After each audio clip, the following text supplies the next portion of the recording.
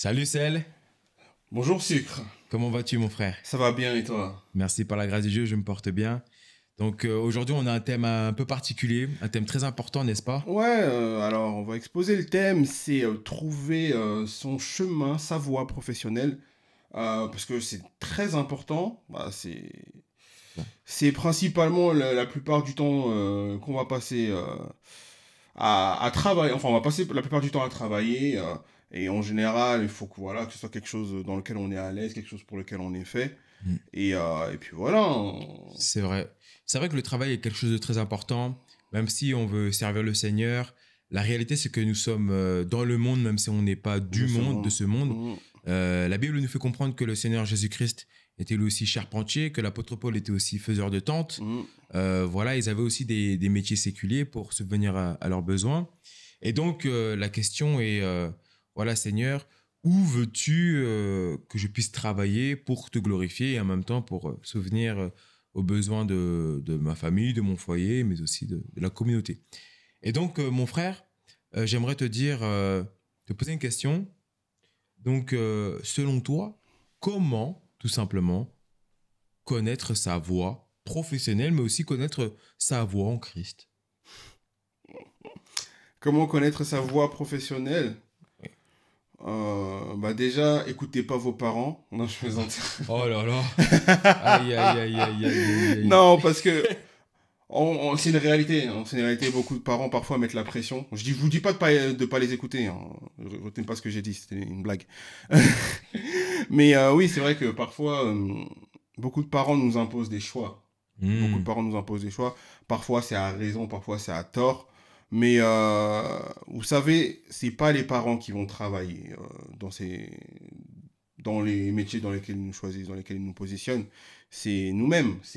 En France, c'est quoi? C'est 40 et quelques années à travailler, 40 annuités pour toucher une retraite complète, si on veut suivre le système normal. Donc c'est énorme. Hmm. C'est énorme. Donc véritablement, il faut qu'on puisse demeurer dans quelque chose qui puisse nous convenir, quelque chose qu'on aime idéalement. Ouais. Après, c'est un peu compliqué. Mais véritablement, voilà, comme toute chose, comme tout choix important dans notre vie, soumettre au Seigneur Jésus, parce qu'il nous connaît mieux que nous-mêmes, et il sait ce dont nous avons besoin. Amen. Il a des plans et des projets qu'il a préparés pour nous donner de l'avenir Et et de de l'espérance. l'espérance. Du coup, il veut que nous révéler ces choses-là, il veut que nous révéler ses plans. Donc il faut déjà qu'on puisse passer par lui pour savoir où est-ce qu'il veut qu'on nous place. Où est-ce qu'il veut qu'il nous place. Wow. Et c'est très important parce que si on est aveugle, on peut prendre des décisions enfin des décisions à l'aveugle et qui auront des lourdes conséquences pour nous parce qu'on ne sera pas là où le Seigneur veut que nous soyons et on ne pourra pas recevoir les bénédictions qu'il veut que nous recevons. Par exemple, si moi par exemple j'envoie une balle à gauche et toi Sullivan tu vas à droite, comment tu Hmm. veux recevoir cette balle si tu es à droite alors que je l'ai envoyée à gauche? Bah, c'est pareil Hmm. pour le monde professionnel. Parce qu'il a des bénédictions à nous donner, il a des grâces à nous donner, il a aussi de l'argent à nous donner, parce qu'il faut qu'on puisse avoir une certaine assise financière pour pouvoir subvenir à nos besoins, à nos familles, à l'église aussi. Et ces choses-là, on ne peut pas les réaliser si on n'est pas dans les voies du Seigneur. Amen. Donc c'est la première Totalement. chose à faire en fait. Demander à Jésus, à notre Seigneur qui est bon, de nous révéler l'endroit où il veut que nous soyons. Ensuite, moi, j'encouragerais aussi les frères et sœurs à apprendre à se connaître. Hmm. Parce que si on ne se connaît pas, on ne peut pas savoir ce qu'on veut, ce qu'on aime, ce pourquoi on est fait, quels sont nos talents, quels sont nos défauts. Et tous les métiers ne nous correspondent pas, clairement. Bien sûr. Et il faut savoir à quel métier notre profil correspond, à quel métier notre cœur est attaché. Donc voilà, il faut apprendre à se connaître. Et pour cela, Amen, moi, je amen, dis qu'il faut amen. faire, voilà, il faut faire des expériences de vie. Et quand j'ai des expériences de vie, je parle pas aller en boîte. Expérience de vie en Christ, Euh, conduit par non, le Saint-Esprit. voilà, exactement. Moi, je parle par exemple, apprendre à se développer. Voilà, simplement. Faire beaucoup d'activités dans le sens où je sais que à travers le sport, déjà, on peut apprendre à se connaître. Hmm. Savoir un peu notre profil, si on est plus dans le travail de l'équipe, si on est plus compétiteur, à travers aussi à travers l'art par exemple, ça peut développer notre créativité, ça peut développer un certain profil chez nous. À travers différentes activités, à travers différents passe-temps, on peut apprendre à se connaître et on peut déjà avoir une idée des choses par lesquelles, enfin des choses qui nous appellent le plus. Amen. Donc voilà, deuxième chose, apprendre à se connaître et apprendre à se développer. Et puis voilà, bon, les choses, là je suis plus trop inspiré, mais ça va arriver au cours de, voilà, au cours Non, mais du c'est déjà podcast. très inspirant ce que tu viens de dire. Ouais, et toi, est-ce que tu veux rebondir sur ce que je viens de dire? En même temps, la question n'est pas facile, mais en vérité, pour pouvoir savoir où le Seigneur veut nous positionner professionnellement, la première balise à suivre, premièrement, c'est de connaître son identité en Christ. Vraiment de savoir qui je suis en Christ. Je suis enfant de Dieu. Je ne suis pas esclave de Christ, même si tu peux l'être comme l'apôtre Paul l'est, mais avant tout, tu es enfant de Dieu. Donc si tu es enfant de Dieu, ça veut dire que Dieu, c'est ton papa. Et donc, en tant que papa, tu peux demander des choses qu'un inconnu ne peut pas demander à ton père, par exemple. Tu peux aller à des lieux, à des endroits d'intimité qu'un inconnu ne pourra pas y aller. Moi, j'aime l'exemple qu'un frère a dit, c'est que dans une maison, un esclave ne peut pas rentrer dans le bureau du maître, l'enfant peut rentrer dans le bureau du maître, mais ne peut pas dormir avec le père. Par contre, la femme, l'épouse, elle peut aller dans le bureau de son mari, dormir avec son mari et avoir une intimité même avec ce mari-là. Et donc, nous qui sommes l'épouse du Christ, donc l'Église, le corps du Christ et l'épouse de Christ, et donc, on a accès avec cette intimité avec notre Père. Donc, premièrement, connaître qui je suis en Christ. Le Seigneur nous a créés, comme tu l'as dit, mon frère, le Seigneur a prévu des œuvres avant la fondation du monde afin que nous puissions les pratiquer. Donc, ça veut dire qu'il a déjà balisé des choses sur notre chemin afin que nous puissions les faire et lui rendre la gloire. Donc, je dirais premièrement, demander aussi au Seigneur de nous révéler les dons et les talents qu'il t'a donnés. Ça peut être une bonne piste. Le Seigneur peut-être t'a donné un don. Ça peut être, tu te rends pas compte, mais tu cuisines très bien. Peut-être que le Seigneur t'a donné un don, tu parles bien, ou tu as une certaine sensibilité au niveau des couleurs, ou ton dessin, tu as un coup de crayon, etc. Le Seigneur, comme dans la parabole des deniers, il te donne un don, c'est pour que cela porte du fruit. Par exemple, dans la parole des deniers, il donna, donc je vais vous paraphraser, on va dire 1 denier à une personne, 3 à une autre et 5 à une autre. Et en fin de compte, lorsqu'il te donne un denier, s'il voit que tu portes du fruit avec 1 denier, tu en fais 2, alors il t'en donnera encore un autre pour que tu puisses en porter encore plus de fruits. Par contre, si ton denier, ton talent, tu ne l'as pas utilisé, tu l'as mis sous la terre parce que tu avais peur de le perdre et en fin de compte, tu ne l'as pas fait fructifier, alors il prendra ton talent et le donnera à celui qui en produira le plus. Il retirera à celui qui a rien pour donner à celui qui a beaucoup. Exactement. Donc, très important de demander, Seigneur, Père, voilà, tu m'as donné des dons et des talents, je ne me rends pas compte, mais qu'est-ce que toi tu vois à travers tes yeux, Seigneur, que tu puisses me le révéler au nom de Jésus. Et il va te révéler quelque chose. Parfois, il nous faut être aussi sensible. Le Seigneur, il parle à travers aussi la bouche des hommes. Parfois, tu ne te rends pas compte, mais il y a quelqu'un... Parfois, on voit souvent les gens qui nous critiquent, mais on n'entend pas très bien les gens qui nous complimentent. Parfois, il y a quelqu'un qui dit hey, « mais tu sais quoi? Moi, je trouve que, je sais pas, quand tu me parles, ça m'apaise. » Ou, tu vois, je trouve que la façon dont tu t'habilles, je sais pas, ça change l'atmosphère. Il y a des mots, des phrases comme ça, là, qu'il faut saisir. Et donc, ça peut être une bonne base, en fin de compte. Ensuite, il y a une réalité. Il faut se dire que ce n'est pas parce que je fais un métier maintenant que je le ferai toute ma vie. Aussi. Parfois, on a des besoins humains, financiers, et il faut travailler aussi pour remplir le frigo. Donc, tu peux prendre un travail qui ne sera pas ta fin. C'est un processus. Et même dedans, tu vas apprendre quelque chose, ça va nous former, ça va nous briser, et tu peux même gagner des âmes, ou tu peux partager l'évangile. Donc, en fin de compte, de vraiment essayer de voir ce que le Seigneur voit en toi, en nous. Ce n'est pas facile. Tu peux aussi parfois te reposer sur des songes. La parole de Dieu nous dit que le Seigneur parle tantôt d'une manière, tantôt d'une autre, mais on n'y prend pas garde. Le Seigneur nous parle dans des songes, il nous parle à travers la parole, la Bible, donc Amen. beaucoup méditer la parole de Dieu. Il nous parle aussi à travers des frères et des sœurs du corps du Christ, parfois même un ami qui peut être comme on dit, un païen. Le Seigneur peut passer à travers cette personne-là pour te parler. Donc, il nous faut être disposé à entendre. Donc, à partir du moment où on veut savoir qu'est-ce qu'on veut faire, on se dispose à vouloir entendre et recevoir. Mais il faut faire attention, parce que lorsqu'on est disposé, il peut y avoir aussi le diable qui essaie de mettre de mauvaises semences, de mauvaises directions. Il y a aussi la chair qui va vouloir parler et t'orienter vers des choses qui vont te ramener vers le péché, donc vers la mort. Donc, en fin de compte, tout part du lieu secret, de connaître son identité en Christ, et ensuite de demander au Seigneur de nous révéler certaines choses, et ensuite cheminer pas à pas. Hein. Donc, Ouais, c'est clairement ça. Donc voilà, le podcast est fini. Merci pour. Non, Ah ouais, c'est non, bon, non, non, allez-y. voilà. Pourquoi on avait envie de partager ce thème avec vous? Parce que lui, comment on a un parcours professionnel un peu particulier. Est-ce que tu veux témoigner un peu de ton parcours un peu professionnel avec nos frères et sœurs qui nous écoutent un peu? Ah, amen. Gloire à Petite Dieu. introduction pour ceux qui ne connaissent pas Sullivan. Sullivan est acteur et réalisateur et il a pour projet de faire son trou dans le milieu du cinéma. En tant que chrétien aussi, voilà, ce qui n'est pas facile, mais Amen. ce qu'il faut savoir, c'est que voilà, il est passé par beaucoup d'épreuves, beaucoup de combats pour pouvoir arriver là où il est et là où il veut aller aussi, parce que je pense que c'est pas terminé. Et Amen. voilà, beaucoup d'embûches aussi, voilà, un parcours un peu particulier. Donc voilà, je vous ai fait le petit teaser et le frère voilà va vous raconter. Waouh. Amen, gloire à Dieu. Bah, écoutez, je vais essayer de faire au plus simple. Donc moi, j'ai grandi dans le quartier des Pyramides à Évry. Brr. Comme on disait, on faisait des 9-1 tu sais, à l'époque. Pyramide. Donc non, j'ai grandi dans le quartier des Pyramides avec ma mère qui, voilà, on était 2 frères et une petite sœur, mais elle est venue un peu plus tard. Donc on était assez pauvres, voilà. C'était vraiment, pour mettre le climat, c'était voilà, une chambre, 3 membres qui vivent à la maison, les cafards dans la cuisine, t'es obligé de mettre des serviettes en dessous des portes pour pas que les cafards puissent passer.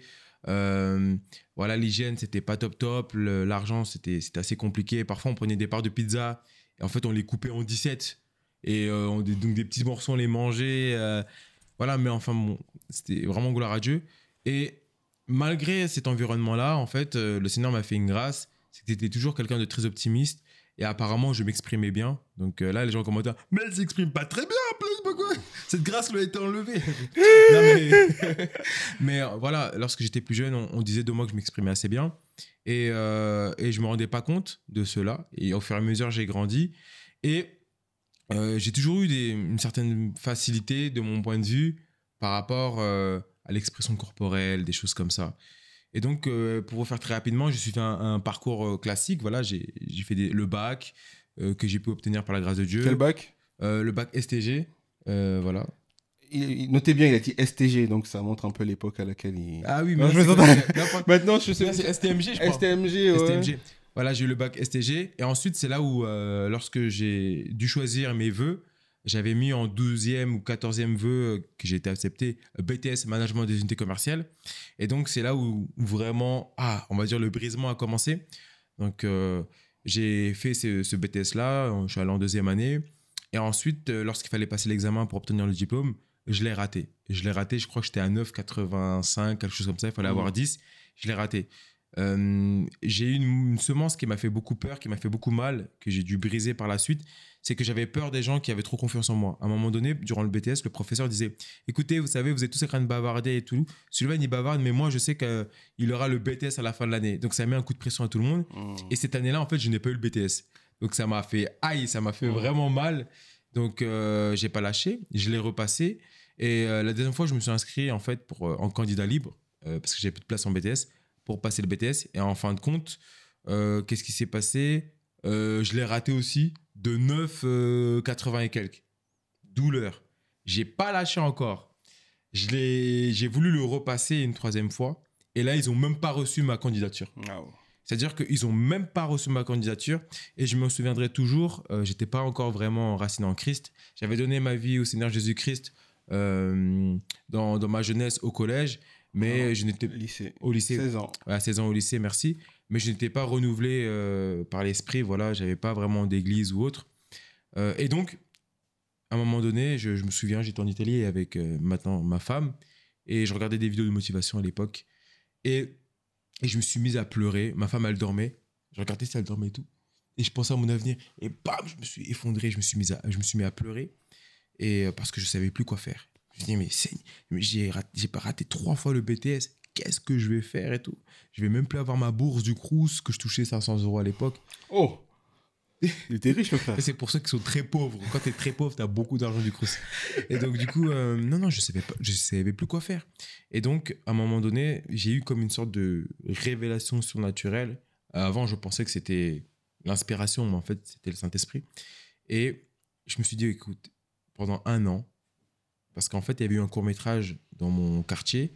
Auparavant, j'étais simplement figurant, mais j'avais bien aimé cette expérience-là. Je me suis dit, je vais me consacrer pendant 1 an en étant acteur. Si ça porte pas de fruits, et je vais tout arrêter. Donc, à l'époque, j'avais une voiture, j'avais une Clio 2. Je l'ai revendue parce que je voulais plus payer de charges. Comme j'avais plus d'école, pas d'argent, je voulais pas payer de charges de l'essence, de l'assurance, etc. Donc, j'ai tout vendu. Ma femme, aujourd'hui, à l'époque, on n'était pas mariés, même pas fiancés, mais elle m'avait quand même encouragé. Donc, gloire à Dieu pour la vie de ma femme. Donc, j'ai rejoint un organisme sur Paris qui était un peu comme une sorte de collectif d'école de théâtre. J'ai vu qu'il y avait beaucoup de gens qui savaient très très bien jouer et que moi, en fin de compte, je voulais aller au talent. Mais la réalité, c'est qu'il faut quand même une certaine technique. Donc, ça m'a poussé à m'inscrire en école de théâtre. Donc, je vous la fais très rapidement. J'ai fait 3 ans en école de théâtre où, en fin de compte, le Seigneur m'a montré que c'était comme Jonas dans la baleine. C'était un temps de consécration, en fin de compte, même si lui, c'était 3 jours. Mais moi, c'était 3 ans, mais je l'ai vraiment vécu comme cela, où j'ai vraiment mangé. Et parallèlement, je grandissais dans ma foi. Et après, bah, le Seigneur, par la grâce de Dieu, m'a permis de faire des contrats de publicité sur M6, sur Canal+, et ensuite, au fur et à mesure, de jouer dans des séries sur TF1 ou dans des films pour la gloire de Dieu, et d'avoir un agent, etc.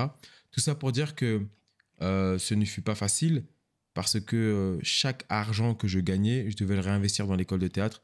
Donc ça fait que moi, j'avais tout le temps 0, 0, 0. Et c'est un peu comme marcher vraiment par la foi, parce que tu sais pas où tu vas et c'est pas quelque chose qui est rassurant, en tout cas si tu veux fonder une famille. Mais par la foi, en cheminant, le Seigneur s'est toujours glorifié et a permis en fin de compte que je puisse toujours avoir le nécessaire pour ma famille, jusqu'à me permettre ensuite de valider cette école-là, d'avoir un CDI. Aujourd'hui, parallèlement, je suis à mi-temps à Disney où je fais Black Panther. Et à côté, bah, du coup, par la grâce de Dieu, le Seigneur a utilisé le don et les talents qu'il a fait grandir, parce qu'au début, on pense qu'on parle un peu bien, et ensuite on se rend compte que, ah, mais en fait, au niveau du corps, ça passe, et puis on se rend compte que je peux peut-être proposer quelque chose, et puis le Saint-Esprit t'inspire aussi à comment faire les choses. En fin de compte, ce petit talent qu'on avait grandit, et ça devient un talent qui est viable et que tu peux utiliser pour glorifier le Seigneur. Et ces expériences-là, le Seigneur, maintenant qu'il a fait fructifier ce talent, il veut vraiment l'utiliser pour sa gloire. Et donc, par rapport à cela, c'est là où le Seigneur m'a conduit à écrire un long métrage à sa gloire qui s'appelle Yeshua, qui est et qui sera un film qui va retranscrire la vie de Jésus-Christ. Et le Seigneur a mis, on va dire, ce fardeau dans mon cœur de faire un film vraiment chrétien où j'incarnerai ce personnage-là, si Dieu le veut, pour sa gloire, et pour édifier les âmes, ramener les âmes à Christ, pour encourager aussi le corps du Christ, et en même temps pour viser l'excellence, que ce soit pas un film chrétien simplement un peu, comme on dit, gnangnan ou autre, mais un vrai film de cinéma à la gloire du Seigneur, rempli du Saint-Esprit, et voilà. Donc tout ça pour dire qu'en fin de compte, le Seigneur, il est capable, vous savez, on dit que les roses poussent dans la boue. Il peut te prendre d'un endroit qui semble pas favorable, comme le Seigneur Jésus-Christ, il est né dans une étable, alors que c'est le Fils de Dieu, c'est Dieu, et il est né dans une étable qui sentait le caca, il y avait de la paille, il y avait des animaux, ça sentait mauvais, parce que parfois on voit étable, mais il faut voir aussi les conditions et les circonstances, et pourtant de cela, en fait, c'est le Fils de Dieu qui est né de cela. Alors, à plus forte raison, nous, le Seigneur, il peut nous prendre d'un milieu qui semble hostile, qui semble défavorable, et il peut en fait l'utiliser pour sa gloire et se glorifier. Donc vraiment, soyons encouragés que le Seigneur a mis quelque chose en toi. C'est juste toi qui ne te rends pas compte. Ouais. Et voilà. Et parfois, ça prend du temps. Ça prend Exactement. du temps. Et voilà, c'est un processus. Ouais. Bon, ouais, pour Il a vraiment fait rapidement, hein. Il y a vraiment beaucoup plus d'étapes, en vérité. Oui. Mm. Mais ouais, c'est un témoignage très intéressant et très édifiant. Je pense que ça va faire du bien à beaucoup. Amen, gloire à Et Jésus. puis, ouais, comme tu disais, c'est un processus, hein. C'est un C'est ça. processus. Et parfois, le Seigneur utilise quelque chose il avait mis en nous-mêmes depuis l'enfance, hein. Yes. Et moi, j'ai une question pour toi, mon frère. Euh, Par rapport à ta foi, par exemple, il me semble qu'il t'est arrivé que parfois tu avais une certaine certitude, peut-être que ça arrivait aussi à vous. Comment tu vis avec le fait est que tu sens en toi une certitude, quand par exemple tu sais que tu vas réussir ou tu sais que tu seras riche, tu sais cela. Quand tu as une certitude, comment tu fais pour justement ne pas perdre la foi quand tu sais que ce que tu as, ce que tu vas ressortir, tu ne l'as pas tout de suite. Comment tu, comment tu chemines avec ça, avec ces révélations que le Seigneur te donne Euh, sur des métiers ou un avenir professionnel, Honnêtement, je sais pas, c'est quelque chose qui a toujours été en moi, hein. Depuis tout petit. Bon, moi, voilà, pour mon petit témoignage aussi, Mm. j'ai un parcours professionnel assez tumultueux et plein Mm. d'embûches.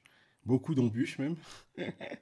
Mais voilà, pour la petite histoire, je suis né d'une fratrie de trois frères et sœurs, deux sœurs, une grande et une petite, et moi je suis le cadet. J'ai grandi voilà, avec ma mère qui a été séparée de mon père, j'étais très jeune, donc j'ai grandi principalement avec ma mère et j'ai coupé contact avec mon père bien plus, enfin, je crois que je devais avoir 9 ans, j'ai coupé contact avec mon père. Voilà, mes parents sont séparés, j'ai grandi avec ma mère, avec mes deux sœurs. Et ce qu'il faut savoir, c'est que moi, j'ai été, voilà, c'est sans orgueil aucun, hein. J'étais un enfant très... ma mère disait que j'étais un surdoué quand j'étais plus jeune. Bon, je le suis toujours, mais avec Mm. beaucoup plus de flemme, je dirais. Mm. Mais voilà, et voilà, quand t'es jeune et que t'es doué, l'école, voilà, comme on dit, c'est de l'eau. C'était facile pour moi, l'école, au Mm, point je me souviens. où c'était les doigts dans le nez, quoi. Et en parallèle, il faut savoir aussi que j'ai grandi aussi avec un de mes cousins qui dessinait. Et donc, très jeune aussi, moi aussi, je me suis mis à dessiner. C'est quelque chose que j'ai gardé avec moi quasiment tout au long de ma vie. Je dessinais. Et même en cours, parfois, je dessinais. Dans les cahiers, vous savez, les cahiers, les marges étaient remplies de dessins. Donc voilà, primaire, surdoué. Enfin, voilà, c'était facile. Collège, tu commences à rentrer dans la période où voilà, tu deviens un peu flemmard, mais voilà, tu connais, hein, ça reste facile. Sixième, cinquième, quatrième. Bon, troisième, on devient plus flemmard, mais bon, c'est des notes au-dessus de la moyenne facile, quoi. Des notes au-dessus de la moyenne facile, mais bon, ça devient de plus en plus, voilà, de plus en plus ennuyeux, je dirais. Et ce que je voulais faire plus tard, je savais pas. Je savais vraiment pas du tout. Parce que l'un des problèmes, en fait, quand t'es doué partout à l'école, c'est que tu peux, même naturellement, tu peux pas, quand t'as pas d'idée, tu peux pas te diriger vers un truc où t'es obligé d'y aller parce que t'es bon, tu vois, t'es Mm. bon partout, donc tu deviens indécis. Donc, orientation pour aller au lycée et tout, je savais pas, tu vois. Et en parallèle, quand même, j'essaie de regarder pour faire, voilà, mangaka comme je dessinais. Petit renseignement, ouais, mangaka, comment ça paye et tout, nanana. Mais finalement, on sait très bien que, voilà, avec les parents, ce genre de choses, on se dit, vas-y, mangaka, c'est pas un métier rentable, tu vois. En tout cas, même en Mm. France, c'est pas un métier rentable, c'est compliqué. Donc, du coup, voilà, comme j'étais doué, je me suis dit, bon, vas-y, je vais en général, vous savez. Après le collège, il y a l'orientation, soit on va en professionnel, donc on se professionnalise plus, donc pour rentrer dans un métier peut-être plus rapidement, ou soit tu vas en général, où tu continues d'étudier les grandes matières un peu plus approfondies, tu vois. Et moi, comme j'étais doué, forcément, les profs nous encouragent à aller, vous savez, hein, c'est très... Mm. très, c'est, très, ils mettent les gens dans les cases. Oh, t'es doué, tu vas aller en général. Oh, Ouais, t'es c'est un très peu moins doué, clivant. Mm. tu vas en pro. Donc voilà, général. Arrivé en seconde, bon, forcément, les cours, ça devient un peu plus ennuyeux. Je deviens un peu plus flemmard, ça devient relou. Mais bon, on continue de s'en sortir. Bon, les doigts dans le... Enfin, pas les doigts dans le nez, mais voilà. Ça passe. Et voilà, première. Je me souviens qu'en première, hein, c'était la première fois où je me suis mangé des claques au niveau de mes notes. Vraiment physique. Ah oui, obligé. Oui. Parce que j'ai oublié de vous dire, à la fin de la seconde, voilà, orientation L, S, STG ESS. voilà, les filières technologiques. Hmm. Moi, j'étais doué partout, forcément. Mais ce qui changeait, c'est que là, en français, j'avais 9,5, j'avais en dessous de la moyenne. Donc pour moi, c'était ma pire note, ma pire moyenne. Et voilà, c'était la seule chose qui m'a dissuadé d'aller en ES, économique et social, pour ceux qui savent pas. Donc voilà, je suis parti en S parce que j'étais beaucoup plus fort, selon moi, dans les matières scientifiques. Et mes profs, ma prof de ES et ma prof de maths, entre guillemets, ils essayaient de me convaincre d'aller dans la filière de maths ou de ES. Mais finalement, je suis allé en S. Et donc, du coup, arrivé en S, forcément, quand t'as la flemme, parce que t'as des facilités, voilà, forcément, tu deviens flemmard et en S, le rythme, ça suivait plus. Voilà, je traînais mes révisions, je traînais mes trucs comme ça, et voilà, forcément, premier contrôle de physique, je me suis mangé un 3,5. Oh. Et voilà, j'étais tombé de haut, franchement, ça m'a... Et la classe de S, la classe de première, ça a été vraiment une classe où j'ai été, voilà, voilà, c'était mes pires notes, vraiment. C'était compliqué, vraiment très compliqué. Au point où, à la fin de l'année, voilà, on réfléchissait si on devait me faire redoubler, quoi. Je devais avoir 8 de moyenne. Compliqué, quoi. Pour la première fois de ma vie, on des notes en dessous de la moyenne, alors qu'habituellement, je tournais autour de 14, 15, facile. Et donc, du coup, voilà, je me suis dit, bon, si je dois redoubler une classe, au moins, faut que ce soit la terminale, comme ça, moi, j'aurais déjà fait le bac. Parce que ce qu'il faut savoir aussi, c'est que en première, c'est nous qui décidons si on passe ou pas. Donc voilà, j'ai décidé de passer pour pouvoir tenter le bac. Pour pouvoir tenter le bac. Et donc voilà, la terminale se passe. Alors là, la terminale, c'était vraiment l'année la plus mon foutiste, je crois, de ma vie. Je faisais que des blagues. Mais par contre, c'était une année très drôle. Très drôle, très très Aïe, drôle. aïe, aïe, aïe.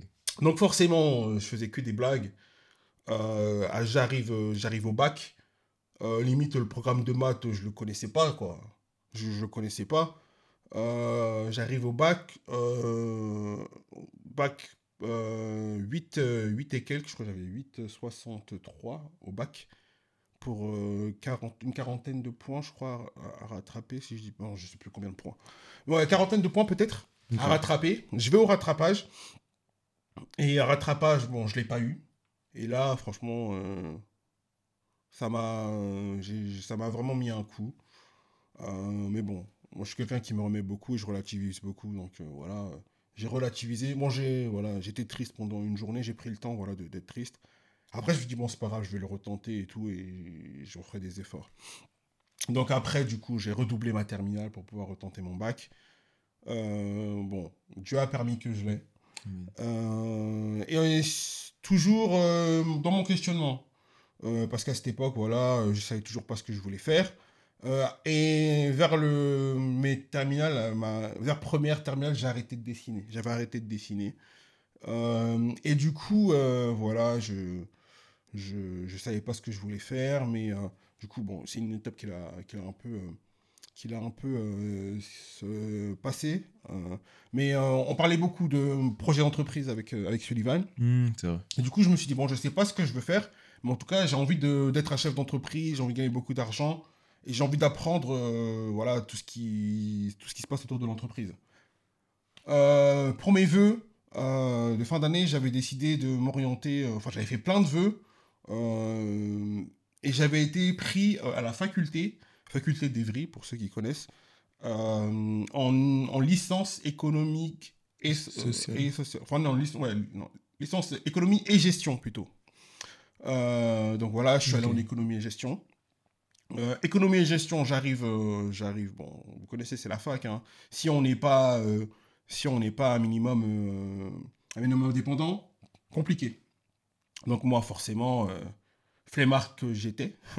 Il y a des matières, vraiment, je pouvais pas, c'était relou aussi. On avait des profs aussi qui savaient pas donner des cours. Ils savaient pas être pédagogue, tu séchais clairement leurs amphis, tu vois. Bref, je m'étale beaucoup, mais on va faire rapide. La fac, la première année, il y a des matières, ça va pas. Mais les plus grosses matières, je les valide. Même très bien. Ça s'est bien passé. Et après, je passe en licence 2. Licence 2, je loupe ma licence 2 de peu. Je redouble ma licence 2. Je la repasse. Je valide mon année. Arrivé en licence 3, forcément, en licence 3, pour aller en master, il faut s'orienter. Je savais toujours pas ce que je voulais faire. Sachant que là, je voyais tout ce qui était autour de l'entreprise, ce que, de base, je m'étais dit. Mais en fait, économie et gestion, c'est tellement large qu'il y a des matières qui peuvent t'intéresser, mais d'un côté, tu as des matières, tu n'en as rien à faire. Donc bon, moi, j'étais un peu découragé et tout. Je savais pas ce que je voulais faire. Sachant que là, je commençais un peu à saturer au niveau des cours. Ça commençait à me prendre la tête. Donc voilà, je me suis dit, bon, je vais quand même me mettre dans un master. C'était, je crois que je sais plus, je sais plus c'était quel master, mais c'était par rapport toujours aux entreprises, auto-entreprises, Ok. Toujours auto-entreprises, etc. entrepreneurial, entreprise. Exactement. Et je me suis dit, bon voilà, si je suis pris, voilà, si je passe pour master, si j'ai ma licence, j'irai là-bas. Forcément, j'ai pas eu ma licence. Et là, ça m'a mis un gros coup. Parce que j'ai remis tout en question. Je me suis dit.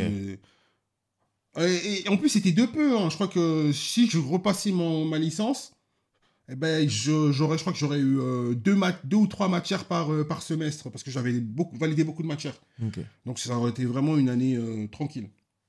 Mais ça me saoulait. Ça me cassait les pieds. Et du coup, voilà, je me suis remis en question. Ouais, où est-ce que je dois aller? Où est-ce que le Seigneur aussi tu veux que j'aille? Donc j'ai pris une année sabbatique pour pouvoir redéfinir mon projet professionnel et me concentrer sur moi pour savoir où est-ce que je devais aller. Et au cours de mes réflexions, voilà, et puis sachant aussi que je suis quelqu'un qui aime beaucoup la mode et tout, je me suis dit, mais en fait, il y a le dessin en fait que j'ai depuis tout petit. Pourquoi en fait je ferais après un truc à rapport avec le dessin? Et donc voilà, je me suis dit, voilà, j'ai commencé à réfléchir et tout, nanana. Et sachant que j'avais aussi le côté mode aussi qui ressortait, je me suis dit, mais attends, il y a le dessin, il y a la mode, pourquoi je ne ferais pas styliste?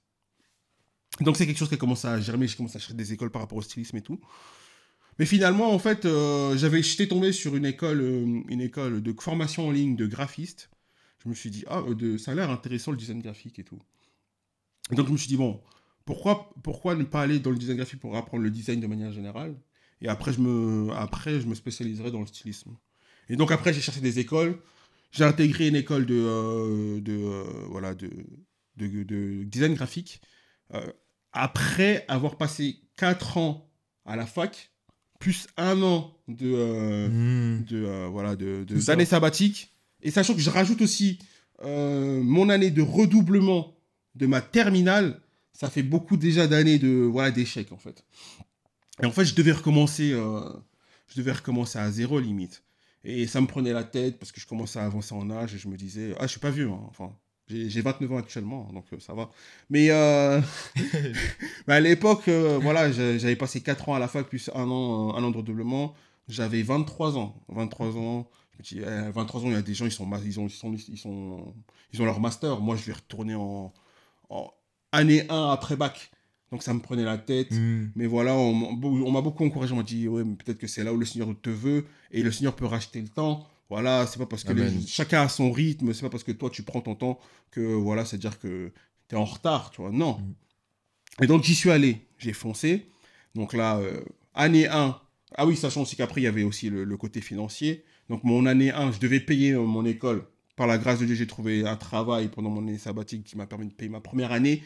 Mais bon, forcément, c'est une école payante, donc les 2 autres années, il fallait les payer. Mais bon, le Seigneur m'a fait grâce avec beaucoup de mal quand même. Mais il a fini par me faire... Enfin, avec beaucoup de combats, j'ai fini par trouver la grâce du Seigneur. Une alternance en 2e année qui m'a permis de payer mes 2 années. Donc voilà, j'ai eu mon bachelor, donc mon bac plus 3 en design graphique. Et là, après, j'ai été dans un master. Même si après, voilà, parce que ça m'avait aussi épuisé, les profs étaient relous. C'était un peu compliqué. Donc j'étais un peu épuisé des cours, mais finalement, voilà, j'ai été encouragé à reprendre et à persévérer. Donc je me suis Amen. inscrit dans un master direction artistique. Et actuellement là, je suis en dernière année de master. Je valide limite dans 2 mois, j'ai fini mon master. Et voilà, je me lancerai en tant que, enfin, j'aurai mon diplôme de directeur artistique. Mais toujours avec projet de stylisme, de monter ma boîte de vêtements, etc.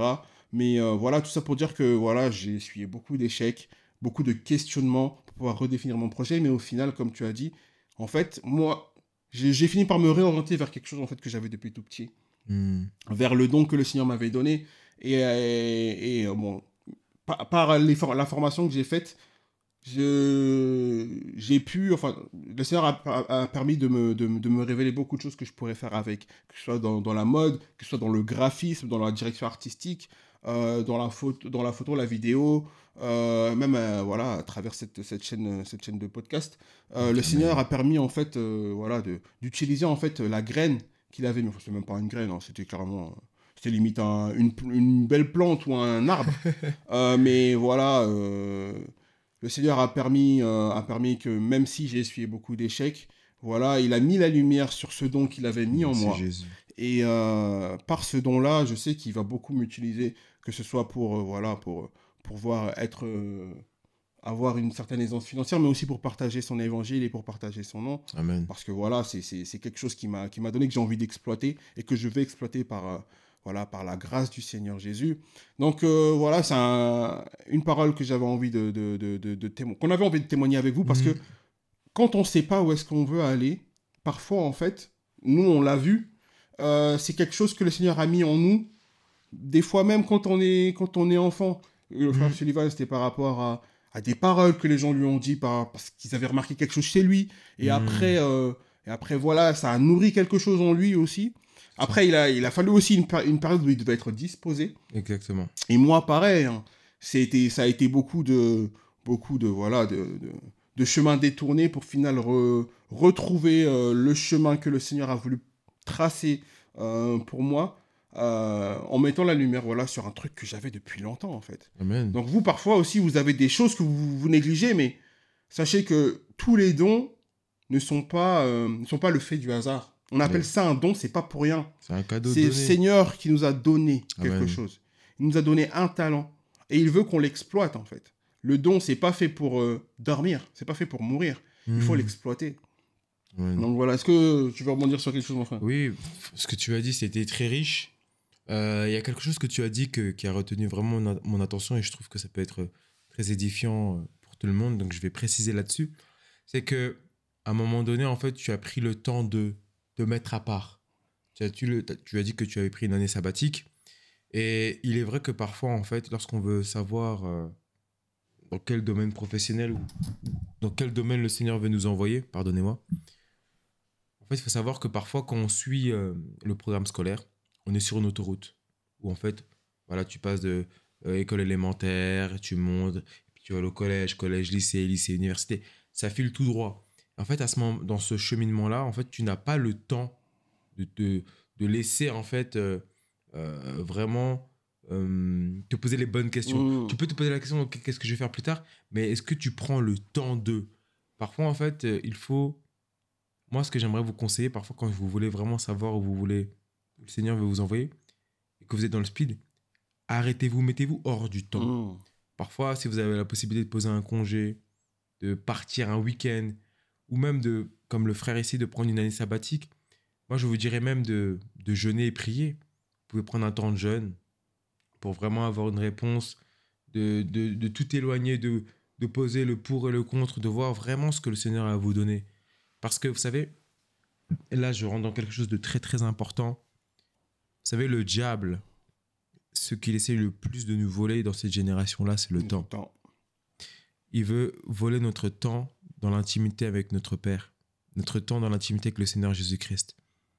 C'est-à-dire qu'aujourd'hui, on passe de 35 heures et puis après 40 heures, et puis on travaille toute notre vie.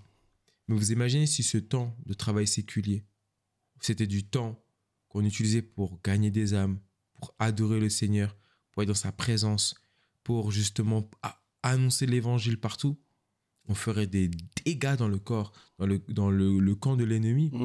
Donc, véritablement, en fait, j'aimerais vous dire que votre vie professionnelle, elle est en Christ. Tout est en nous, parce que le Seigneur a tout déposé en nous. Vous savez, le Seigneur, il a dressé une table, et maintenant, c'est à nous de nous servir. Et véritablement, moi, je dirais que connaître son identité, demander au Seigneur de nous révéler, prendre le temps aussi de se dire, ok, peut-être que je vais perdre de l'argent, mais on ne va pas persister à prendre un chemin qui ne nous ramène pas là où le Seigneur veut que nous puissions aller. Parfois, quand on prend l'autoroute, qu'à un moment donné, on loupe la sortie, ben, qu'est-ce qu'on fait?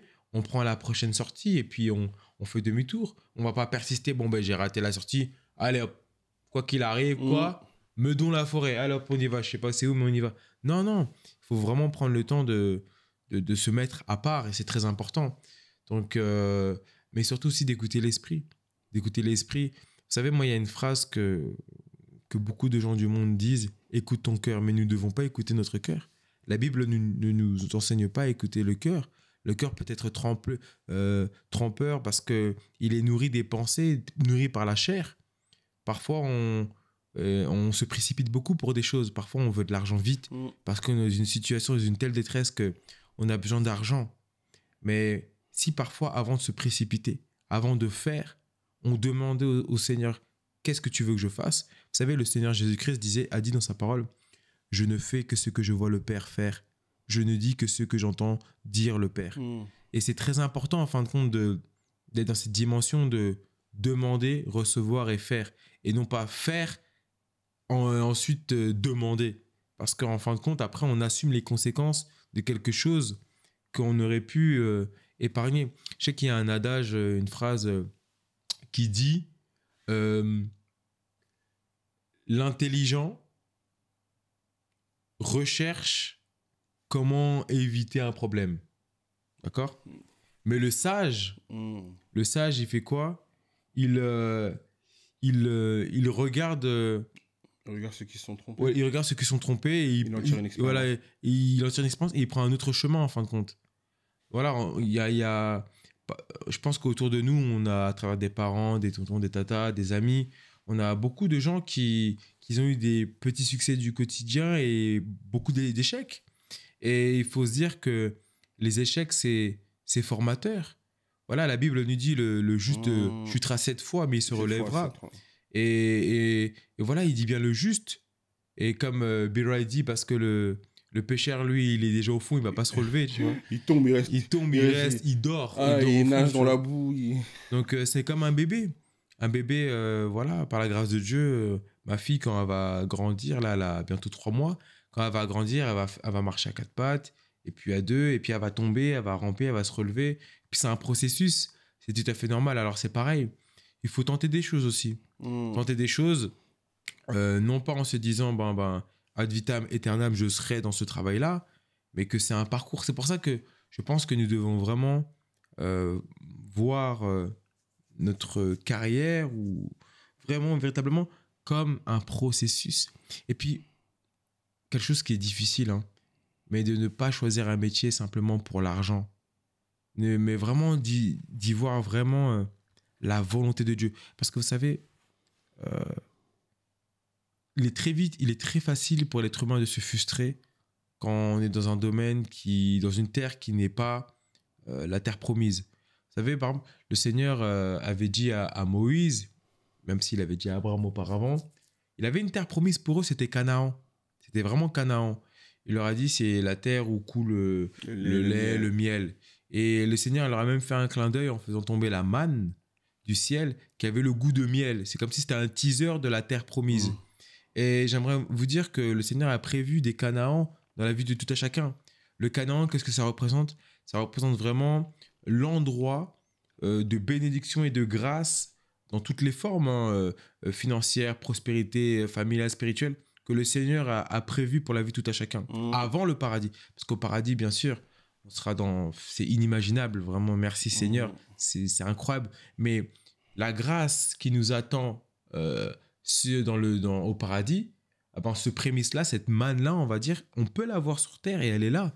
Mais faut-il simplement croire en la parole de Dieu? Est-ce que, par exemple, les questions qu'on peut se poser, est-ce qu'on croit que le Seigneur, il a des plans de bonheur, d'avenir et d'espérance pour nous? Est-ce qu'on croit que le Seigneur a mis des dons en nous? Est-ce qu'on croit que le Seigneur est un Dieu de processus et que tout ce que j'ai vécu jusqu'à aujourd'hui, en bien ou en mal, va servir à sa gloire? Et en fin de compte, je pourrais me retourner en disant j'ai accompli la bonne course et je suis heureux d'être passé par tout ce chemin-là. En fin de compte, la foi, en fin de compte, c'est... En anglais, vous savez, moi j'aime beaucoup. En anglais, je crois que la foi se dit faithful. Faith. Et en fait, non, excusez-moi. La foi, c'est faith, mais l'obéissance, c'est faithful. Et en fin de compte, le réma là-dedans, c'est que... Fidélité. Exactement, c'est qu'en fin de compte, la véritable foi, c'est l'obéissance à la parole de Dieu, la fidélité à la parole de Dieu. En fin de compte, il faut simplement être obéissant, croire en le Seigneur. La Bible nous dit que on doit croire qu'il rémunère ceux qui le cherchent. En fin de compte, c'est simple, mais c'est compliqué pour nous. Mais tout est, le Seigneur, on a un papa qui est simple. Il faut simplement croire en lui. Il faut simplement chercher sa parole. Le Seigneur dit, mon peuple périt par manque de connaissance. Parfois, on n'arrive pas à un endroit, on n'arrive pas à avoir ce que l'on veut, non pas parce que le ciel est fermé, non pas parce que le diable bloque les portes comme ça avec un cadenas, non, simplement parce que nous manquons de connaissances. Et il est important que nous puissions vraiment aller à la base des choses. Amen. Connaître la parole de Dieu, avoir une intimité avec le Saint-Esprit. Vous savez, le Saint-Esprit, c'est incroyable. C'est-à-dire que, vous savez, l'apôtre Paul, à un moment donné, avait à cœur d'aller évangéliser dans une nation et l'Esprit l'a bloqué. Il lui a dit non, non, n'y va pas. Pourtant, l'apôtre Paul, il avait reçu le manteau pour annoncer l'évangile à tous ceux qui n'étaient pas juifs. Et la terre où il voulait aller, c'était bien sûr un endroit où il y avait des païens. Donc, il était en droit d'y aller. Il pouvait même se dire, mais il est bien d'annoncer l'évangile là-bas. Mais le Saint-Esprit l'a bloqué parce que ce n'était pas le moment. Parce que le Saint-Esprit sait les plans qu'il avait prévus pour lui. Et parfois, nous, en fait, on se fait nos propres plans. On se fait nos propres plans. Et parce qu'on se fait nos propres plans et que nos plans ne se passent jamais comme prévu, on est frustré et on est triste et on prend des mauvaises décisions. Et ensuite, on dit, mais Seigneur, pourquoi tu m'as pas? Mais en fin de compte, comme j'aime dire, c'est que à partir du moment où notre vie appartient à Dieu, mais il la met entre nos mains, et qu'on décide de rendre notre vie à notre Seigneur Jésus-Christ, alors il le prend, les pleins pouvoirs, et en fin de compte, il nous ramène là où on doit aller. Est-ce qu'on va pleurer? Oui, on va pleurer. Est-ce que ça va être dur? Oui, ça va être dur. Mais est-ce que ça va valoir le coup? Oh oui, ça va valoir le coup.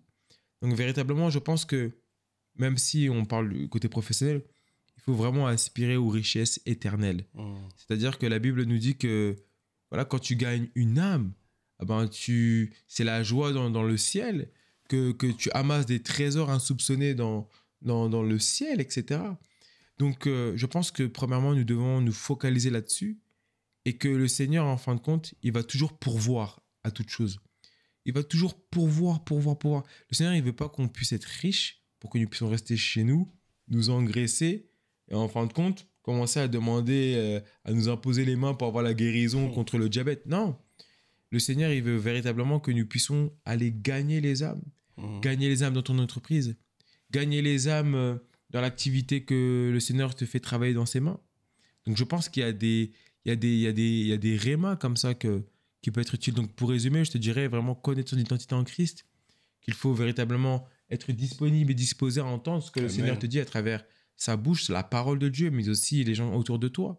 Qu'il faut aussi prendre des temps pour se mettre à part, comme le frère l'a dit. Tu peux aussi jeûner, tu peux prendre une année sabbatique. Tu peux, en fait, ne pas laisser le temps te pousser, mais toi, vraiment, mettre en stop le temps et te centraliser sur la parole de Dieu. Tu peux aussi demander au Seigneur de te révéler les dons et talents. C'est une très, très bonne piste de voir les dons et les talents. Et surtout, et le plus important, faire confiance en Dieu. J'irais aussi un truc très important, je trouve, qui manque chez beaucoup d'entre nous aussi. N'hésitez pas à rêver. Parce que, en fait, je pense qu'on est trop... Parfois, nous, les chrétiens, on est trop terre à terre, surtout dans le côté professionnel. Oui, je vais avoir un métier classique, Enfin, pas que je néglige les métiers dits classiques que tout le monde fait. Mais j'ai envie de dire, en fait, on a un Dieu de miracle ou pas? Amen. Et si on a un Dieu de miracle, pourquoi on pourrait pas espérer à quelque chose de meilleur? Je sais pas, t'es chrétien, t'as envie de devenir astronaute. Amen. Pourquoi il n'y a pas de chrétiens qui veulent devenir Voir astronaute? grand, pas petit. Oui, Amen. voyez plus grand que ce que le monde a envie de vous montrer, parce que vous êtes tellement plus que ça. Hmm. Il y a tellement de choses, tellement de richesses qui demeurent en vous. Et faut que vous en ayez conscience, véritablement. Et à partir du moment, comme tu disais, où on a conscience et on a foi qu'on a un Dieu véritable qui agit, parce qu'on est ses enfants, Hmm. demandez-lui de grandes choses. Oui, Seigneur, moi, il y a un truc qui m'attire depuis un moment. J'ai envie de devenir un grand chef cuistot étoilé parisien. Hmm. Oui, moi, Amen. comme je dis, j'ai envie de devenir astronaute. Moi, j'ai envie de devenir président. Hmm. Président Amen. Amen. chrétien. Pourquoi on n'aspire pas à ces choses-là, en fait? Hmm. Parce qu'en fait, le Seigneur, il nous attend. En fait, il nous attend là-bas. Je sais qu'il y a il y a beaucoup de chrétiens qui ont envie de se lancer dans la politique, mais qui hésitent. Parfois, en fait, on est tellement, on peut être aussi tellement pris aussi au travers du ministère dans l'Église que on néglige aussi ces appels-là que le Seigneur veut nous donner. Hmm. Et oui, la politique, on devrait pouvoir en fait avoir notre propre parti politique avec des frères et sœurs qui sont zélés pour la politique et pour le bien de l'État. Hmm. Euh, Amen. je sais pas moi, même parfois on est trop conditionné à penser que tel ou tel métier c'est pas pour nous les chrétiens. Là-bas Hmm. c'est non. Ouais, Par là-bas, exemple, c'est. toi, on parle du cinéma. Hmm. On peut penser non, le cinéma c'est diabolique. Non, non, non, frère, Hmm. ils sont tous Illuminati, tous des sectes. Hmm. Les réalisateurs, c'est tous des violeurs. Mais pourquoi en fait les chrétiens, on pourrait pas aller là-bas pour pouvoir les toucher en fait? Amen. Bien Non, sûr. mais en fait, faut pas qu'on se conditionne à dire ouais, tel métier ou tel métier, c'est. Bon, après, oui, il y a des métiers. Oui, la Euh, prostitution. prostitution, Bien tu veux. Il sûr. n'y a pas de prostitution chrétienne, même si je sais que tu peux être chrétienne et encore être prisonnier de ça, tu vois. Mais la prostitution n'est pas chrétienne à elle-même. Mais oui, voilà. Voilà, n'hésitez pas à vouloir demeurer dans l'excellence et dans des métiers vraiment dans lesquels on pourrait pas nous attendre. Parce qu'on Hmm. doit aussi aller là-bas. C'est vrai, Amen. c'est important. Les rappeurs, bon, je sais qu'il y a beaucoup de rappeurs aussi. Il faut qu'on aspire à plus. Amen. Amen. Aspirons à plus. Parce que le Seigneur veut nous donner plus. Et parfois, il est limité par nos propres foi et nos propres espérances, en fait. Hmm. Comment tu veux que le Seigneur, il puisse te bénir, il puisse t'étonner si toi-même, t'arrives pas à te projeter dans l'étonnement, en fait. Hmm. Donc vraiment, enfants de Dieu, soyez vraiment rêveurs. Ayez des grands rêves. En fait, il faut laisser de la marge au Seigneur. Franchement, Hmm. laissons de la marge au Le Seigneur Seigneur. dit, mettez-moi à l'épreuve et vous verrez si je ne vous ouvre pas pour vous les Écluses écluses des des cieux. cieux, c'est vrai. Voilà, chi- Comment vous voulez que le Seigneur il fasse de grandes choses pour vous Mettez-moi à l'épreuve. si vous voulez à chaque fois qu'il fasse des petites choses pour vous? Oui, Seigneur, moi j'aimerais avoir une augmentation de 10%, s'il te plaît, annuellement pour mon travail de comptable. Bon, non, je délègue pas le métier de comptable. Hein. C'est un métier qui rapporte beaucoup et c'est un métier qui ne crée pas le chômage à cause de. Voilà, non. Non, mais voilà. Non, mais ce que je veux dire, c'est que. Voilà, rêvez plus. Rêvez plus. Mm. Et même pour ceux qui sont déjà dans un domaine, je sais pas, voyez plus. Hmm. Si, je sais pas, vous êtes dans la manutention, voyez-vous responsable, je sais pas, responsable des transports de votre entreprise. Mm. En fait, voyez-vous plus, enfant de Dieu. Yes. Entreprenez, misez sur vous-même et le Seigneur exaucera il exaucera vos prières si c'est dans sa volonté. Mais je crois qu'il a vraiment des plans de bonheur pour nous, en fait. Et il Amen. attend que ce qu'on réalise vraiment, les plans qu'il a prévus pour nous. Il attend qu'on exploite les talents qu'il a prévus pour Yes. nous. Et autre chose que j'aimerais rajouter, c'est que parfois on peut penser qu'on n'a pas de talent. Comme tu as évoqué la parabole des talents, le Seigneur a donné... il avait il avait ses serviteurs. Donc, il a distribué différentes sommes de talents à chacun d'entre eux. C'est-à-dire qu'il n'y en a aucun qui n'a rien eu. Hmm. Et les serviteurs de cet homme-là, ça représente le peuple de Dieu. Et ça montre vraiment que le Seigneur a distribué des talents à chacun d'entre eux. Peut-être qu'il y en a, ils ont reçu beaucoup plus de talents. Peut-être qu'il y en a, ils ont reçu un petit peu de talents. Hmm. Mais on a tous reçu quelque chose. Yes. Il faut Amen. qu'on puisse les exploiter. Et l'abondance des talents, ça peut représenter, par exemple, quelqu'un qui a des talents qui sont apparents, tu vois. J'avais fait l'exhortation dessus, mais je vais la reprendre pour vous. On va prendre l'exemple de quelqu'un qui... On va prendre par exemple du chant. Celui qui a reçu beaucoup de talent, ça va être quelqu'un qui a une voix vraiment extraordinaire. Pas besoin de travailler. Depuis petit, il sait chanter. Des facilités incroyables, atteindre des notes de ouf. Et voilà, le frère, c'est un virtuose, véritablement. Et celui qui a reçu un talent, ça peut être simplement celui qui a une envie de chanter. Il sait pas forcément, il sait pas forcément chanter. Voilà, il a une voix de casserole, mais il a une forte envie dans son cœur de chanter. Et à la fin des temps, voilà, le maître va revenir, il va demander des talents, va demander des comptes à chacun d'entre eux. Donc, même s'il a reçu un petit peu, celui qui a reçu un petit peu doit fournir un résultat par rapport au talent qu'il a reçu. Donc, c'est un encouragement, c'est une exhortation pour vous dire que même si, que parfois, on peut penser qu'on n'a pas de talent, mais le talent que le Seigneur t'a donné, ça peut simplement être une forte envie qui demande dans ton cœur. Parce que malheureusement, on reçoit tous, enfin malheureusement et heureusement, on reçoit tous en quantité différente. Certains vont devoir travailler pour pouvoir améliorer ces talents-là, comme dans la parabole, ils ont dû investir. Il y en a un, il a les données, enfin, il y en a un, voilà, il a pu multiplier les talents. Et celui qui n'a pas eu, le Seigneur lui a dit, mais t'aurais pu même aller le mettre en banque. Yes. J'aurais reçu les intérêts sur ce crédit-là, mais t'en as rien fait. Ça veut dire que même le talent que vous avez là, le talent que vous avez, cette forte envie que vous avez, vous pouvez travailler sur cette forte envie. Pour l'exemple du chant que j'ai donné, prenez des cours. Prenez des cours de chant. Moi, c'est pour le chant, mais si c'est un autre domaine, formez-vous. Formez-vous pour pouvoir réaliser cette forte envie, ce talent que le Seigneur vous a donné. C'est pas forcément, comme j'ai dit, quelque chose d'apparent tout de suite, mais parfois ça peut simplement être une forte envie, une pensée. Le Seigneur parle tantôt d'une manière, tantôt d'une autre. Donc il peut répondre parfois par une simple pensée, par une forte envie. Donc vraiment, soyez encouragés et travaillez sur vos talents parce que le Seigneur va nous demander des comptes. Ah oui, il va pas rigoler. Hein. Du tout. Vraiment, moi j'ai vraiment à cœur de parler de vous. Je sais pas s'il y en a, mais les mamans. Peut-être que tu penses que tu es un peu plus âgé, peut-être que tu te dis que tu as travaillé, que tu commences à être fatigué, mais le Seigneur veut vraiment te dire que il peut encore t'utiliser. Il y a encore quelque chose à faire. Demande véritablement au Seigneur de te révéler. Amen. Les mamans, vous savez, c'est un métier incroyable. D'être maman, c'est, comme on dit, c'est le plus beau métier du monde. Mais les mamans qui sont âgées, que nous on appelle les tantines, véritablement ne vous négligez pas. Le Seigneur a encore des choses pour vous. Faut-il encore maintenant demander et vous laisser utiliser? Le Seigneur dit par rapport à la jeunesse, ne méprise pas ta jeunesse. Nous, les jeunes, parce que je m'inclus, eh ben, véritablement, il nous faut aller conquérir le monde pour Christ. Il nous faut aller dans ces endroits encore inexplorés, conduits par le Saint-Esprit.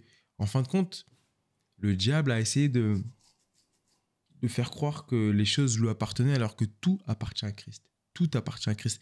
À la base, la musique, c'est la louange et l'adoration, c'est pour le Seigneur avant que ce soit pour le monde. Comme par exemple le rapport sexuel de base, c'était pour le Seigneur, c'était bon et agréable, c'était pour la multiplication et assujettir la terre, pour laisser l'image de Christ se répandre sur la terre. Et le diable a utilisé cela et a ramené l'impudicité. Donc j'aimerais vous dire que, comme le frère l'a dit, parfois si vous avez en vous, vous sentez quelque chose qui bouillonne et ça vous semble tellement loin de vous, c'est peut-être que c'est le chemin à prendre. Mais dans tous les cas, toujours mettre entre les mains du Seigneur dans la prière, c'est vraiment très important. Vous savez, la Bible dit qu'il n'est permis à l'homme que de mourir qu'une seule fois. Après quoi vient le jugement. Amen. C'est pourquoi essayons de vivre notre vie de la meilleure façon possible sans perdre notre ticket, bien sûr, pour le paradis. Mais tant que le Seigneur n'a pas encore enlevé le souffle de vie, c'est qu'il a encore des choses pour vous et nous, c'est qu'il a encore des choses qu'il veut que nous puissions accomplir, encore des œuvres qu'il veut que nous puissions encore les pratiquer. Vraiment, le Seigneur sait ce que tu aimes, le Seigneur sait de quoi tu es capable, mais est-ce que toi tu sais de quoi tu es capable? Donc véritablement, en fait, il nous faut vraiment plonger dans le Seigneur. Et puis, vous savez, hein, il y a des métiers parfois où le Seigneur il te demande de créer. Hein. Il y a des métiers, c'est toi qui vas devoir les créer. des métiers que personne n'a encore vus, des métiers qui n'ont pas été encore entendus. Mais pour cela, il faut que tu ailles dans la dimension de la foi, dans la dimension de l'esprit, que tu commences à voir ce que le Seigneur prépare dans son trône de gloire. La Bible nous dit que des voix sortent du trône de Dieu, des voix sortent comme des éclairs. Ça veut dire que si par la foi, tu te connectes vraiment à la voix du Seigneur, tu te connectes à la fréquence de Dieu, tu te connectes à sa présence, alors tu entendras des choses et tu saisiras des choses qui vont te permettre, en fait, de changer ta vie, de changer ta vie radicalement. Encore une fois, vraiment un conseil qui me vient à l'esprit, la Bible nous dit les mauvaises compagnies corrompent les bonnes mœurs. Et je lisais un passage vraiment très édifiant dans le livre de Proverbes. Donc, je ne pourrais pas vous dire c'est quoi précisément le verset, mais le verset parlait de cela. Il disait que ce qui fait qu'il n'y a pas de succès dans certaines entreprises, c'est parce que il n'y a pas de prise de décision. Mais que ce qui fait qu'il y a du succès, c'est qu'il y a de nombreux conseillers et qu'ils prennent tous des décisions. En gros, là où je veux en venir, c'est que le Seigneur t'a peut-être mis autour de toi des frères, des sœurs en Christ. Il t'a permis d'avoir des gens, d'être entouré en fait de gens bienveillants envers toi. Parfois, mon frère, ma sœur, si tu as un projet, ne le garde pas que pour toi en disant je veux pas en parler, même on va me le voler, le diable là, il va utiliser. Mon frère, ma sœur, le Seigneur a mis des gens dans ta vie, c'est des grâces. Il y a des connexions dans ta vie divine que tu dois rencontrer. Et pour cela, il faut parfois, bien sûr, prier, mais il faut aussi parler. Tu peux parler aussi de cela à tes frères et sœurs autour de toi. Tu peux dire, voilà, tu penses que tu me vois faire quoi comme métier? Par exemple, moi, il y a un frère qui m'a appelé il n'y a pas si longtemps que ça, qui m'a dit comme ça, tu me vois faire quoi comme métier? Et en fin de compte, moi, je suis allé dans le secret il m'a poussé ça m'a donné envie de prier pour lui et de savoir, c'est quoi le métier pour lui. Et à la fin, en fait, je lui dis, mais je ne sais pas du tout quel métier je te verrai. Par contre, j'ai reçu quelque chose du Seigneur. Et j'aimerais savoir, est-ce que tu connais ton appel? Et il me disait, ouais, je connais mon appel, je l'ai noté. Et je lui dis, le Seigneur m'a dit, ton appel, c'est ça. Et il m'a dit, oui, c'est ce que le Seigneur m'avait dit. Alors, vas-y. Parfois, en fait, on veut trouver un métier. Et en fin de compte, cette question de se demander pourquoi on veut trouver un métier, la réponse n'est pas le métier en soi. En mode, ah oui, mais toi, ton métier, tu seras avocat. Non, non, non. Peut-être que en te posant cette question-là, ça va te pousser à aller dans le lieu secret. Et tu vas avoir une réponse qui va aller au-delà de ce que tu attendais. Ça ne sera pas la réponse que tu veux. Ce ne sera pas le métier que tu veux. Par contre, ce sera la réponse dont tu auras besoin. Et donc, véritablement, en fin de compte, ne nous enfermons pas dans des cases. Il n'y a pas de le métier parfait. Il n'y a pas de moi. Vous savez, aujourd'hui, quand les gens se présentent, je leur dis, ouais, bonjour, tu t'appelles comment? Tu fais quoi dans la vie? Les gens ils vont dire, moi, je m'appelle Rodrigue. Et je suis pianiste ou je suis vendeur. Mais tu n'es pas un vendeur. Tu es enfant de Dieu avant tout. Ne laisse pas le métier être ton identité. Ne laisse pas le métier être ton identité. Ne laisse même pas ton aspiration être ton identité. Moi, auparavant, je sais que il fut un temps quand on me demandait je faisais quoi dans la vie, je faisais moi je suis acteur, etc. Et puis à un moment donné, j'ai arrêté parce que j'aimais pas trop comment les gens réagissaient quand tu disais que tu étais acteur. Les gens disaient waouh, t'es acteur et tout. Et donc, mais en fin de compte, ne laissons pas des métiers créés de la main d'homme être notre identité parce que ce serait nous réduire. Tu n'es pas ton métier. Peut-être que tu te demandes ouais, mais qu'est-ce que je vais faire comme métier? Mais non, demande-toi en fin de compte quel est le but de ma vie. C'est beaucoup plus grand que ça. Un métier, c'est comme un transport. C'est quelque chose que tu prends qui va te permettre de te déplacer. Mais ce n'est pas ta finalité. Ce n'est pas ton Canaan, ton métier. Ton métier, ton Canaan, c'est le but que le Seigneur a mis en toi. En toi, tu dois enfanter des enfants spirituels. En toi, il y a des nations. En toi, il y a des familles restaurées. En toi, il y a des vies transformées. En toi, il y a des âmes gagnées. En toi, il y a des guérisons, il y a des miracles. Il y a l'amour de Dieu, la puissance de Dieu en toi. C'est ça le plus important en fin de compte. Et aujourd'hui, véritablement, si tu Tu veux rentrer dans cette dimension-là? Moi, maintenant, je me suis mis quelque chose de concret depuis tant d'années. Je veux pas que donner des conseils. Là, par la grâce de Dieu, ça nous permet d'échanger. On n'est pas plus haut que vous. On a aussi des faiblesses. Le Seigneur nous fait grâce d'utiliser notre expérience pour la partager et on lui rend la gloire à notre Seigneur Jésus-Christ. Mais moi, j'aime mettre des défis. Aujourd'hui, si tu as tenu jusqu'à là, la fin de la vidéo, et que la vidéo, elle est longue, vraiment, gloire à Dieu pour ta vie, moi, j'aimerais te dire que le Seigneur, là, il veut te parler. Il veut te parler. Soit il veut te confirmer par rapport à une voie que tu fais, soit il veut te donner une direction, une huile fraîche. J'aimerais que tu puisses vraiment, après cette fin de vidéo, directement, peu importe là où tu es, oui, moi je te mets un défi, directement là où tu es, tu vas dans le lieu secret. Peut-être que tu es au travail, tu vas aux toilettes. Peut-être que tu es chez toi, tu te mets à part. Peut-être que tu es dans le train, tu te disposes. Tu vas demander au Saint-Esprit, Seigneur, Saint-Esprit, révèle-moi le plan que tu as prévu dans ma vie. Seigneur, tu as dit que tu avais prévu des bonnes œuvres pour moi afin que nous les pratiquions. Seigneur, je ne veux plus perdre mon temps dans des vanités. Seigneur, je ne veux pas, Seigneur, avoir l'amour du monde. Ta parole nous dit dans le livre de 1 Jean, dans le livre de Jean, Seigneur, celui qui aime le monde, n'aimait ni le monde, n'aspirait ni au monde. Celui qui aime le monde, l'amour du Père ne demeure pas en lui, Seigneur. Je ne veux pas aimer le monde, Seigneur. Je ne veux pas perdre mon temps. Je veux simplement, Seigneur, faire ta volonté, Seigneur. Je veux être là où tu veux que je sois, faire ce que toi, tu veux que je fasse, simplement, Seigneur, au nom de Jésus. Faites cette prière véritablement. Et vous allez voir que ça va tout changer. Ça va tout changer. Parce que, en fin de compte, on diminue notre foi si on pense simplement à professionnellement qu'est-ce que je veux faire. C'est bien, mais c'est pas une finalité. Le Seigneur, vous savez, le Seigneur Jésus nous a donné un des plus grands défis. Et voici le défi qu'il a dit. Il a dit, le Seigneur Jésus, de sa bouche lui-même, vous accomplirez de plus grands miracles que moi. Par la foi, vous accomplirez de plus grands miracles que moi. Si vous dites à la montagne de se jeter dans la mer, elle le fera. Si vous avez la foi comme un grain de sénévé, comme un grain de moutarde, simplement. Donc c'est tout petit, c'est tout petit. Il nous demande simplement d'avoir un tout petit peu de foi. Mon frère, ma sœur, vraiment, nous devons aller à un autre niveau et je me parle à moi-même.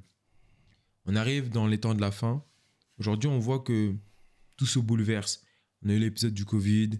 On a maintenant cette génération où les hommes veulent devenir des femmes. On a des choses où véritablement l'identité se perd. Aujourd'hui, voilà, y a des gens qui se sentent gender fluide, qui se sentent hommes. On sait que c'est spirituel, c'est démoniaque. Aujourd'hui, le diable attaque l'identité. Parce qu'il sait que sans identité, en fait, il n'y a pas de finalité. Parce qu'en fin de compte, la Bible dit que nous sommes créés à l'image de Christ. Notre finalité, en fin de compte, c'est simplement de retourner à notre Créateur. Donc, en fin de compte, vous savez, le Seigneur Jésus a dit « Moi et le Père, nous ne formons qu'un ». Donc, nous devons dire « Moi et Jésus, nous ne formons qu'un ». C'est ça, en fin de compte, la finalité, c'est d'être dans la présence de notre Père, en Jésus-Christ. Et donc, arrêtons de perdre du temps. Vous allez voir qu'à partir du moment où vous allez faire la volonté de Dieu, vous voulez de l'argent, l'argent va venir. L'or et l'argent appartiennent à l'Éternel. Il y a des principes bibliques. Vous savez, aujourd'hui, c'est vrai, on a besoin d'argent. Mais le Seigneur nous dit des choses merveilleuses dans sa parole. Si tu as besoin d'argent, il dit celui qui prête aux pauvres, prête à l'Éternel. Le Seigneur, il dit il nous demande de donner la dîme de toutes choses. La dîme, tu donnes 10% de ce que tu as. Et 10%. Le Seigneur nous dit de faire des offrandes. Il bénit les offrandes. Le Seigneur, il ouvre les écluses dessus. Il dit, mettez-moi à l'épreuve. Amenez à la maison du trésor. Donc, véritablement, le Seigneur, l'argent, il donne. Mais en fin de compte, nous, ce qu'on veut, c'est la joie, c'est la paix, c'est le bonheur. Nous devons aspirer à cela. Et cela ne pourra survenir que de l'intérieur. Nous devons être transformés de l'intérieur.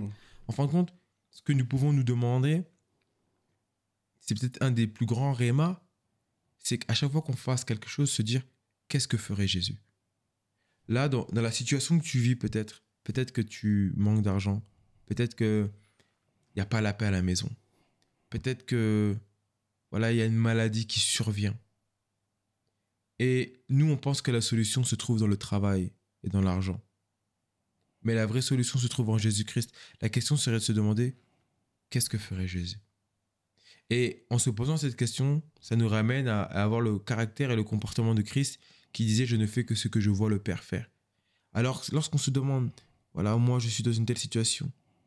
Par exemple, moi, pour faire un cas pratique, voilà, je suis là, je me dis « Seigneur, tu veux que je fasse un film pour ta gloire ?» Je me dis « Mais Seigneur, qu'est-ce que tu veux que je fasse ?» Voilà, Saint-Esprit, qu'est-ce que tu veux que je fasse? Et voilà, le Seigneur me dit juste, adore-moi. Adore-moi. Est-ce que c'est la réponse que je voulais? J'aurais voulu qu'ils me disent, je veux que tu ailles sur Paris à 14h, tu vas rencontrer quelqu'un, et là, tac. Non, il me dit, adore-moi. Bon ben, je vais l'adorer. Tu vois? Adore-moi, je vais l'adorer. Et la Bible nous dit que l'Éternel siège au milieu de nos louanges. Des louanges et d'adoration. Donc en fin de compte, c'est ça en fait, lui faire confiance. Le Seigneur, il nous prend par la main, on lui donne la main, et il nous emmène. Nous, on n'a pas besoin de s'emmener nous-mêmes. On est des enfants. Tu donnes la main au Père et c'est lui, il te précède et il te montre la voie, il écarte le danger, etc. Donc voilà. Et du coup, mon frère, est-ce que tu aurais quelque chose à dire pour clôturer? Non, moi je voulais simplement continuer sur la lancée, hein, soyez encouragés dans ce que vous traversez. Confiez vos aspirations au Seigneur et il répondra. C'est un choix important, donc faites les bons choix et puis voilà, soyez encouragés. En tout cas, merci de nous avoir écoutés pour Bread House, pour ce nouveau podcast. Puis voilà, soyez fortifiés, soyez bénis. N'oubliez pas aussi, abonnez-vous, partagez, aimez. Et puis on se donne rendez-vous pour la prochaine vidéo. Soyez bénis. Soyez bénis. Ciao.